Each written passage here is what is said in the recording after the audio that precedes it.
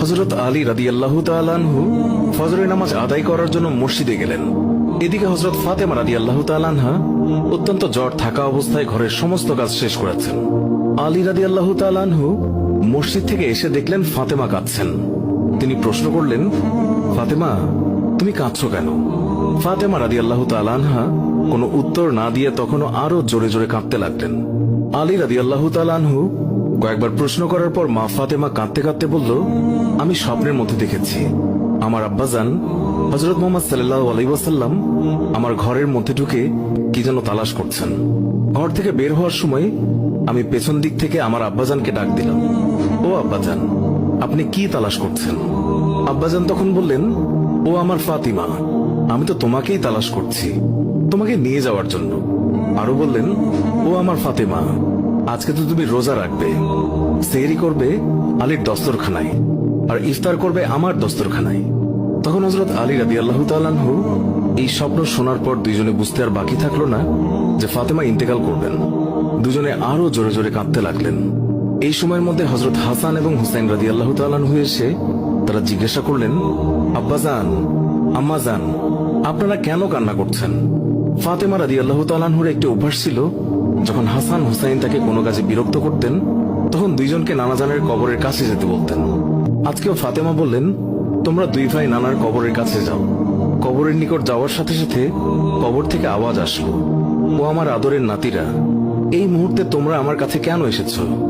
আমার কাছে তো সব সময় আসতে পারবে। এখন যাও, গিয়ে মায়ের চেহারার দিকে তাকিয়ে থাকো। আজকের পর তোমাদের আম্মাজানকে আর দেখতে পাবে না। এই কথা শোনার পর দুই ভাই কাঁদছেন এবং দৌড়াতে দৌড়াতে আম্মাজানের কাছে চলে গেল। গিয়ে আম্মাজানকে জিজ্ঞাসা করলেন, তোমরা দুইজন কেন কাঁদছো? বুঝেছি, নানাজান আমাদেরকে বলে দিয়েছেন যে আজকের দিনটি তোমার জন্য শেষ দিন। নানাজান তোমার চেহারার দিকে তাকিয়ে থাকার জন্য আমাদেরকে বলেছেন। বিকেলের দিকে হযরত ফাতেমা রাদিয়াল্লাহু তাআলা আনহা তার শরীর খারাপ হলো, তাকে বিছানায় শোয়ানো হলো। মা ফাতেমার মৃত্যুর পূর্বক্ষণে হযরত আলী রাদিয়াল্লাহু তাআলা আনহু তাকে তিনটি কথা বলেছেন। ও আলী, আমার প্রথম কথা হচ্ছে, যেদিন থেকে আমি আপনার ঘরে এসেছি ওই দিন থেকে আজ পর্যন্ত আমি আপনাকে অনেক কষ্ট দিয়েছি।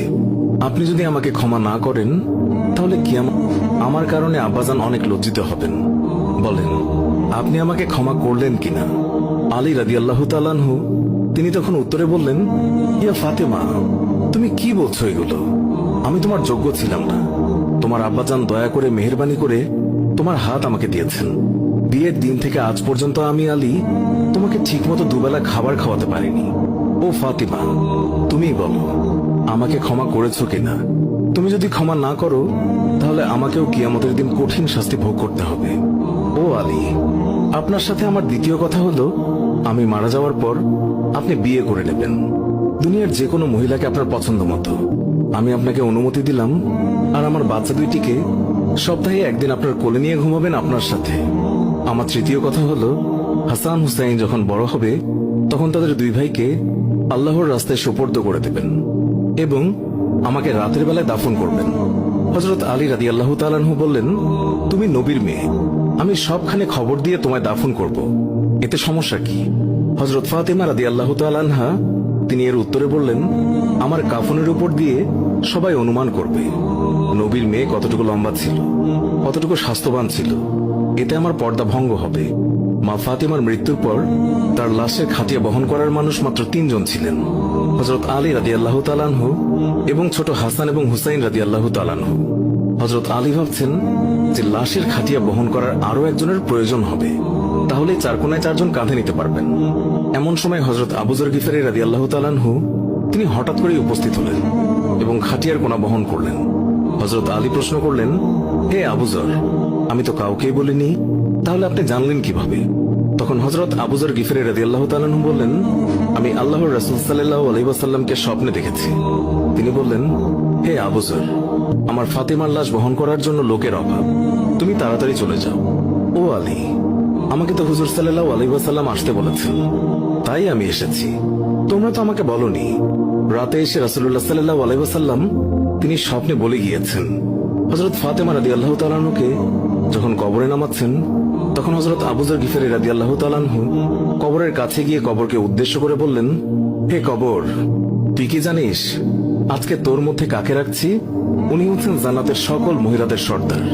হযরত ফাতেমা রাদিয়াল্লাহু তাআলা আনহার কবর থেকে কোনো আওয়াজ আসলো না। তিনি আবারও বললেন, উনি হাসান এবং হুসাইনের আম্মাজান। এবারও আগের মতো কোনো আওয়াজ আসলো না। তিনি আবার পুনরায় বললেন, উনি হচ্ছেন হযরত আলী রাদিয়াল্লাহু তাআলা আনহুর স্ত্রী। তারপরও কবর থেকে কোনো আওয়াজ আসলো না। তিনি আবার বললেন, এটি দুজাহানের বাদশার মেয়ে, খবরদার বেয়াদবি করবি না। আল্লাহ তাআলা তখন কবরের জবান খুলে দিলেন। কবর বলল, আমি অন্ধকার ঘর, আমি সাপ বিচ্ছুর ঘর, আমি এমন একটি ঘর যার মধ্যে কোনো বংশ পরিচয় কাজ হয় না।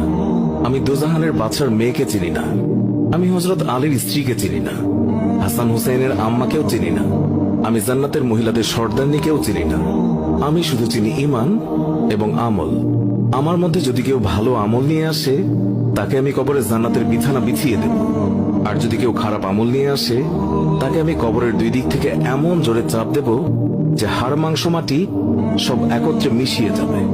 আল্লাহু আকবার। মানুষ জন্মালে মৃত্যুবরণ করতেই হবে। মৃত্যু কখনো বলে কয়ে আসে না, মৃত্যু কখনো ধনী গরিব দেখে হয় না। প্রত্যেক মানুষকে মৃত্যুর স্বাদ গ্রহণ করতেই হবে। সুপ্রিয় দর্শক, এই ছিল আমাদের আজকের ভিডিও।